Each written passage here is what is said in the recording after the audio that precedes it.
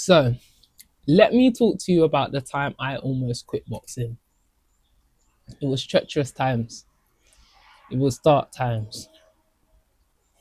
Cue the sad music. So, I've been an amateur boxer since 2022, but I've actually been boxing since 2016. It's a long time, I know. Boxing is an interesting sport. Everyone wants to be a boxer. We love the glitz and glamour, but the road to the glitz and glamour is a whole different story.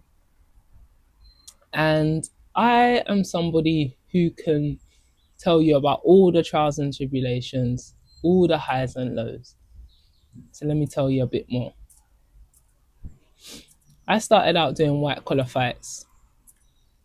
I had 4 white collar fights before I transitioned into the amateurs.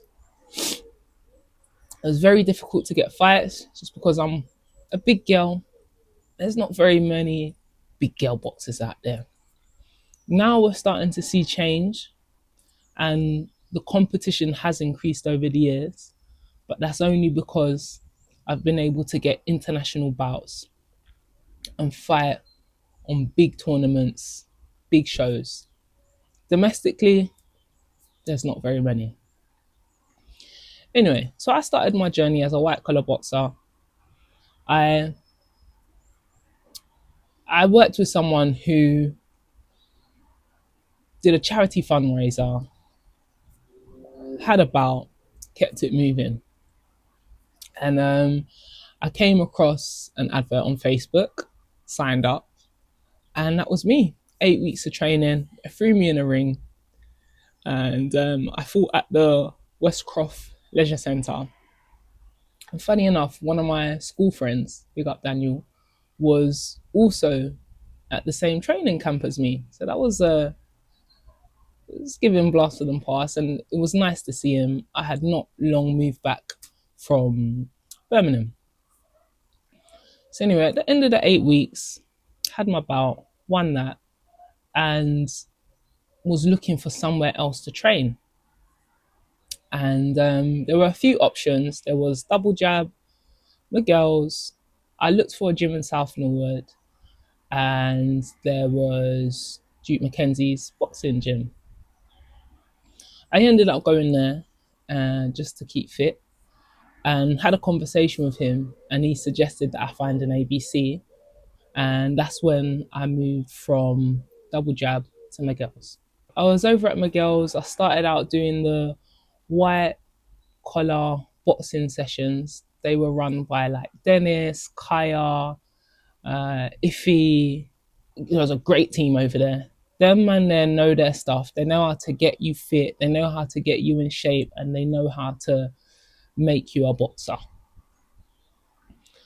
So I did that for a little while, and then one of the coaches, Dennis, he was like, "Yeah, I think you'd be good enough to move over to the amateurs," but he wanted to strike a deal first, and he wanted me to have a few more white collar bouts just to see how I get on, because the amateurs are a completely different ball game. So anyway, I start training with the amateurs. And this conversation with Dennis was after the second time of me returning to the amateurs. Right? I don't know how many times I've returned to the amateurs, but I was training with the amateurs, and it was completely different. It was more serious. It was more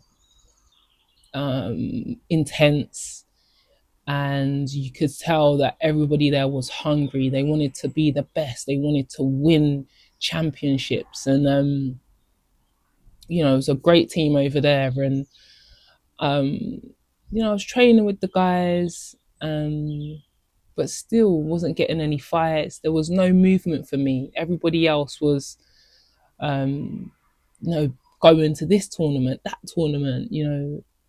They were fighting at nationals. They were doing the Haringey. They were doing small hall shows, and I was just on the bench. And I think one of the things that worked against me was inconsistency and not running. And truth be told, I probably had a bit of like excess fat I could trim down.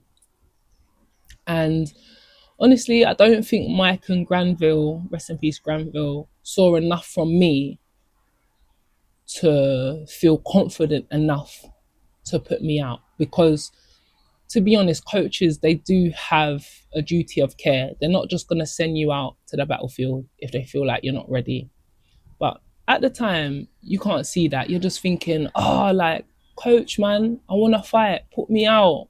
You know, why am I doing all this training and nothing's coming of it?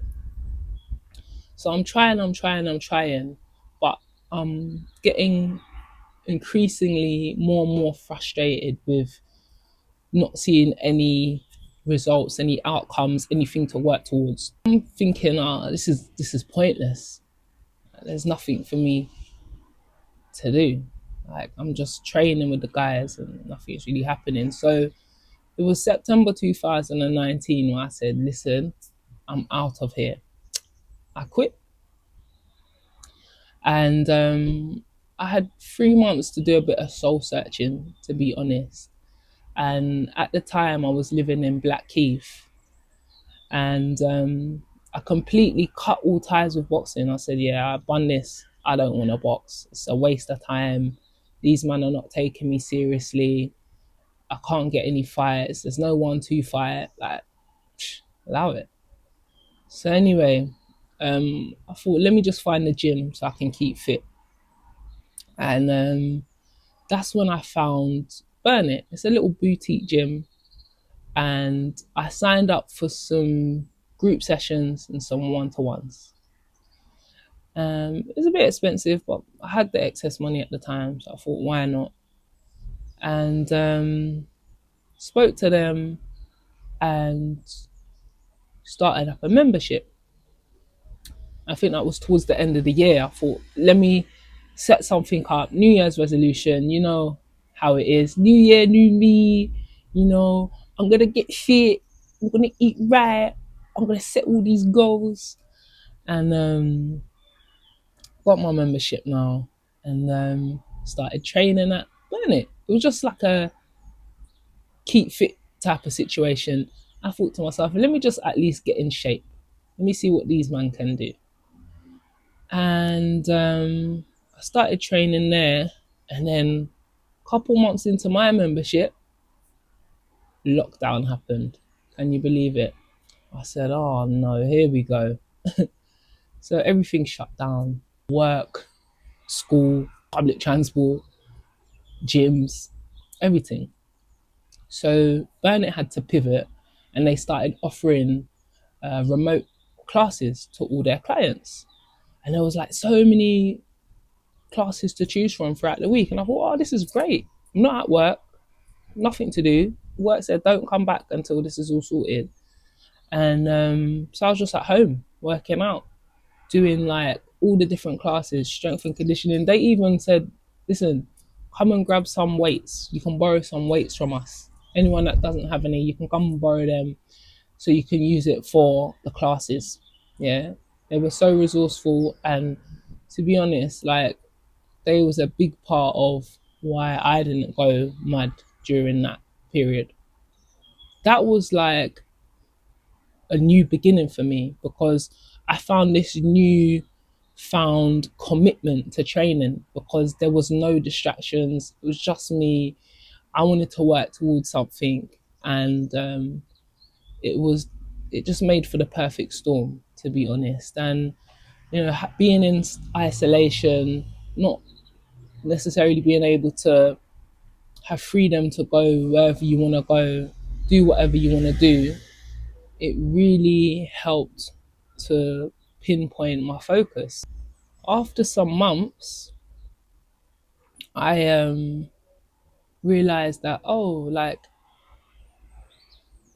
there's no resources out there for the deaf community. So I started doing my own little sessions online, and